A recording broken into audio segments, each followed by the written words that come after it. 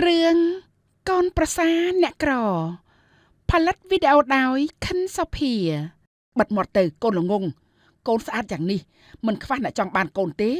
ស៊ីស្អីកើតអាការតស៊ូនោះខ្ញុំខ្ញុំលា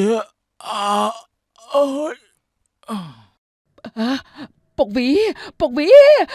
អត់ទេក្រោកឡើងពុកវីក្រោកឡើងពុកវីមិនអាចស្លាប់ទេក្រោកឡើង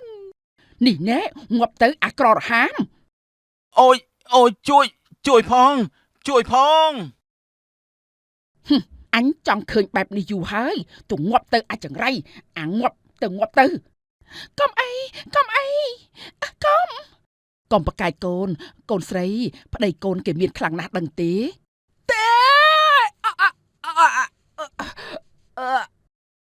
និទានអំពីបរិសម្នាក់ជាកូនកំព្រាគ្មានសាច់ញាតិក្រីក្រ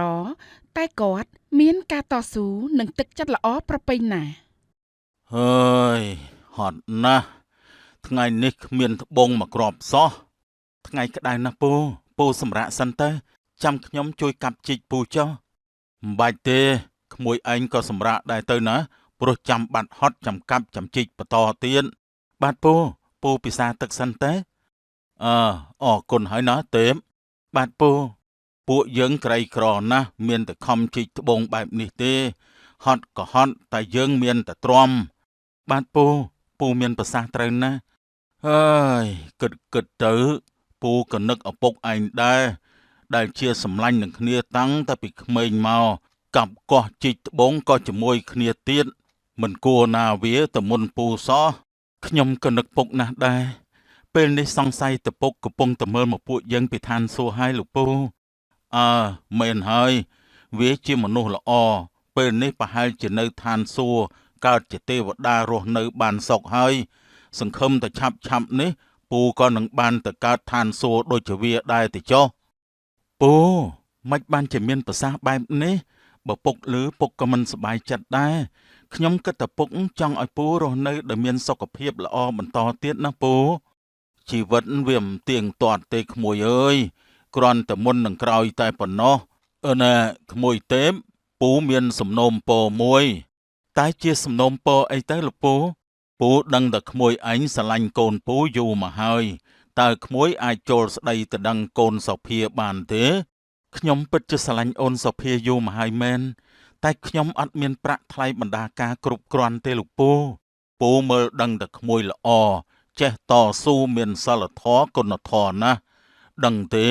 ពូមើលមិនឃើញថាមានអ្នកណាល្អជាងក្មួយទេពូសរសើរខ្ញុំពេកហើយ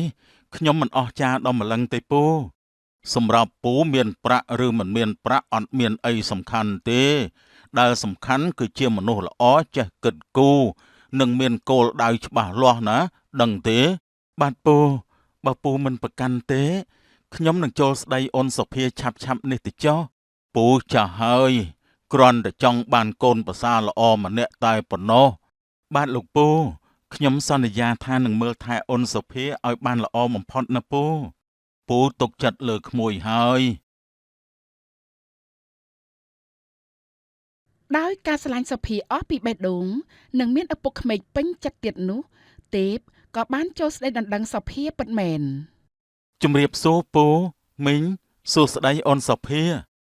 ចាបងល្អហើយក្មួយមកមានការអីដែរនឹង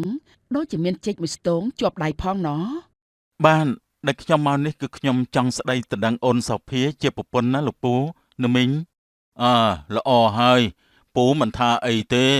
ពូព្រមយកក្មួយជាកូនប្រសាហើយណាស្អីគេឪវីអីក៏លឿនម្លេះខ្ញុំមិនទាន់បានសួរផងថាមានប្រាក់ប្រមាណដីប្រមាណនោះទេនៅសួរដល់ណាទៀតបើទេពជាក្មេងល្អទៅហើយនោះខ្ញុំមិនសួរនាំយូរទៀតទេព្រះអើយយ៉ាងហោចណាស់ក៏មានតែប្រាក់ជាប់ដៃដែរបែរជាមានតែចេកមួយស្ទងទៅវិញខ្មាស់គេខ្លាំងណាស់ម៉ែតែបងទេពគាត់ជាបរិសុទ្ធតស៊ូម្នាក់ណាម៉ែ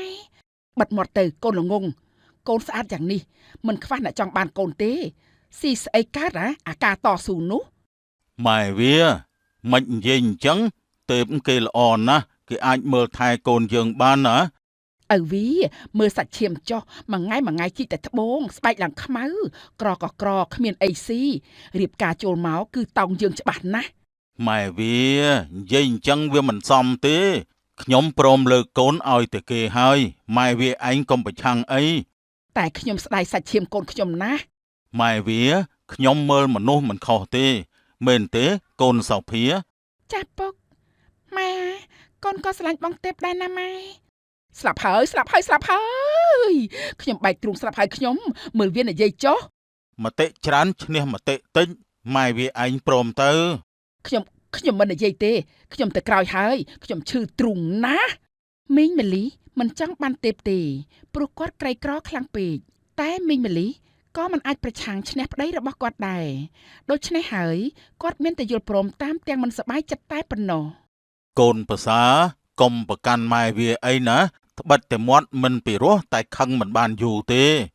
បាទពូមិនអីទេផ្ទុយទៅវិញខ្ញុំក៏អរគុណណាស់ដែរដែលទទួលយកខ្ញុំធ្វើជាកូនប្រសាណាពូបាទក្មួយបើអញ្ចឹងពូនឹងរៀបចំពិធីមង្គលការតាមប្រពៃណីឆាប់នេះឲ្យចុះណាក្មួយបាទពូ បងទេពគួរតែហៅថាលោកពុកក្មេកមិនមែនពូទេ បានលោកឪពុកក្មេង